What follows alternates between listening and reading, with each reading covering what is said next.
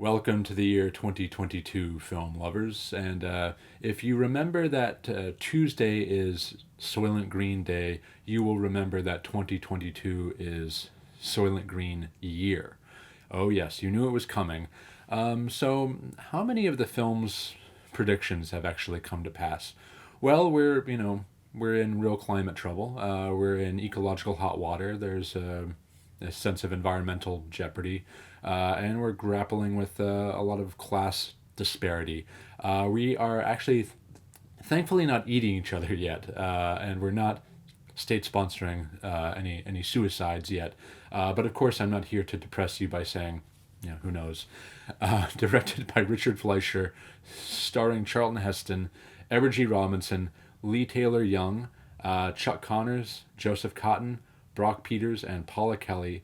I should mention this is Edward G. Robinson's final movie role. So Soylent Green is people, and I'm a person, so I'm giving you Soylent Green. Watch it, but don't eat it. And if you don't want to watch it, there's always vanilla. What is the secret of Soylent Green? You hear that question repeated a number of times in this trailer. Charlton Heston was really Mr. Sci-Fi by the time he made Soylent Green. He went from Planet of the Apes to Omega Man to this one. The Heston everyone imitates is an overcranked amalgamation from those three movies. The so-called punchline of this movie is by now so well worn and well known that, in my experience, most people know the Simpsons parody than the movie itself. In the director's chair is the versatile Richard Fleischer.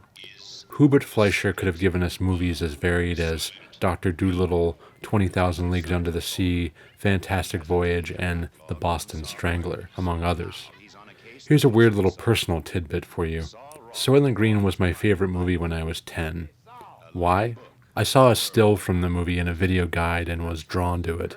And when I did see it shortly thereafter, the matte paintings in the film really captured my imagination.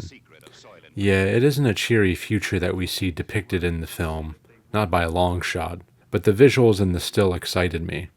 And of course there's the final screen performance of Edward G. Robinson, who died just 12 days after shooting wrapped.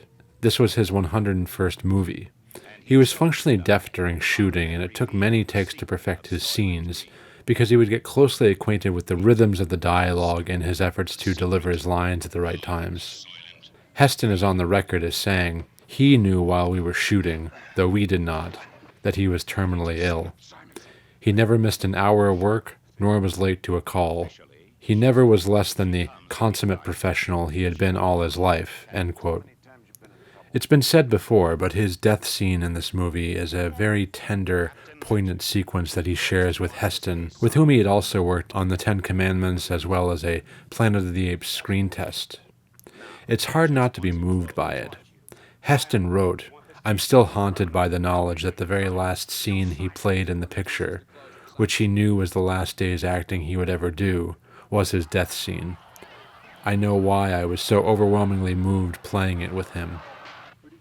And it's hard not to admit that the movie's message tragically became more immediate, and the issues it essays are more pressing than ever, certainly more than they were in 1973.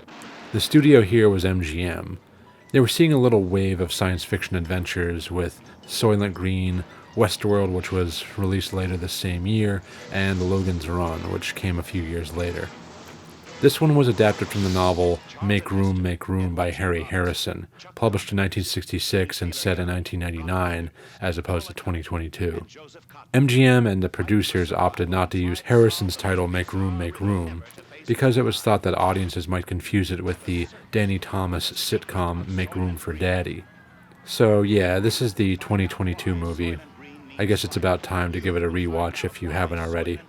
Have a few drinks and try to stay positive. What is the secret of Soylent Green? Please!